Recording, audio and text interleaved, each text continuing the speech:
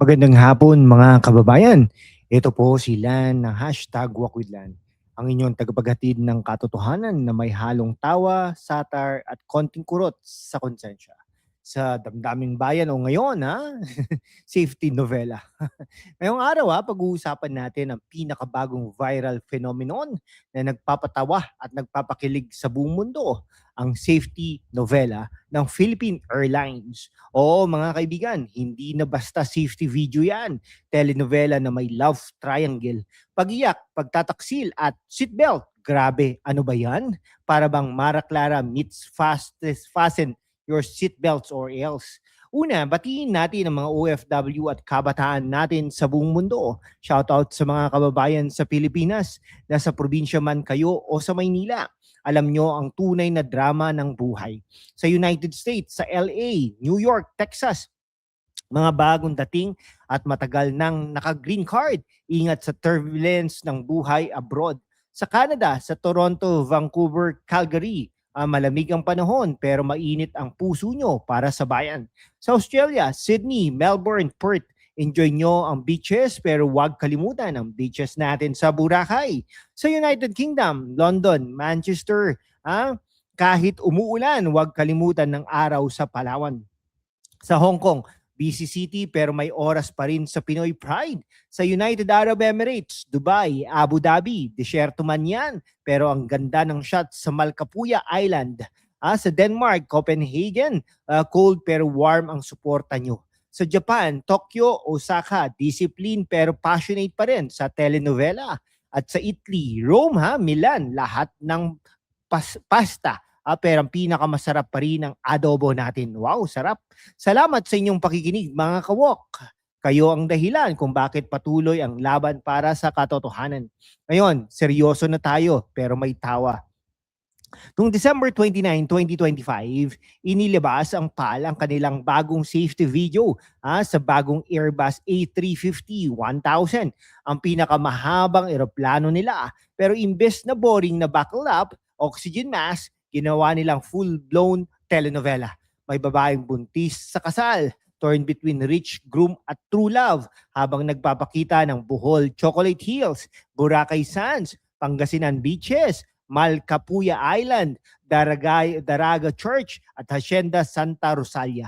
6 minutes ng drama, tears at safety instructions. Viral agad. Over 7 million views sa loob ng 2 linggo. Wow, sana all. Pumupuri ang buong mundo. World's first telenovela safety video. Sabi ng BBDO, Guerrero at RK Film Factory. Goal nila, gawing entertaining para mapanood hanggang dulo. Dahil nga sa traditional videos, 30 to 40% lang ang nakikinig. Pero dito, nag-focus ang tao sa plot. Ngayon, narito ang critical na parte. Katulad ng dating estilo ni Lakay Deo Macalma sa DZRH, pinuri ni President Ferdinand Marcos Jr. sa launch ng A350-1000 noong January 17, 2026. Kahapon po yun. Sabi niya, very much entertained ako. So creative, so Pinoy. Pinuri niya kung paano ipinapakita ang ganda ng Pilipinas at kultura natin. Pero may playful warning Ang danger lang, baka ang telenovela, ang panoorin nila, makalimutan ang safety measures.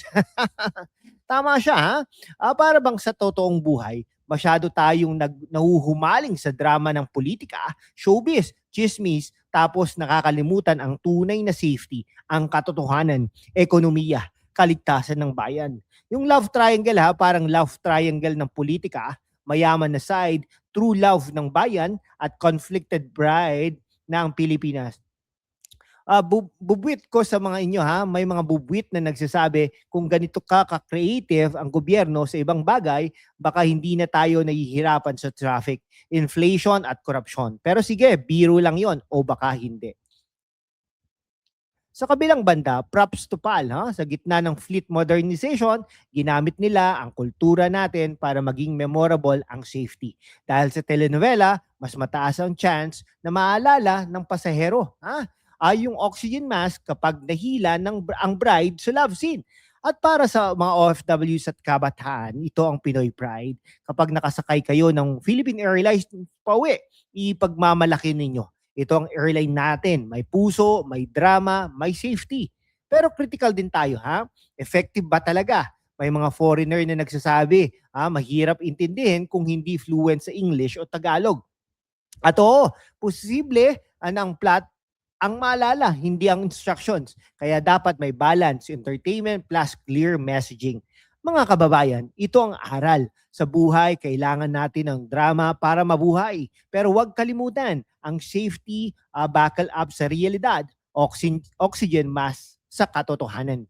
O kung nagustuhan ninyo ang ganitong deep dive with wit, mag-subscribe na sa hashtag WalkWithLan, hit that particular bell icon, no? Notification bell, i-like, i-share, at sumali na rin sa ating YouTube membership. Sama-sama nating itindig ang katotohanan laban sa kasinungalingan. Mga kawok, sa buong mundo, salamat at hanggang sa susunod na safety novela ng buhay. Ingat sa paglipad at sa drama. God bless the Philippines. Mabuhay po ang Pilipinas.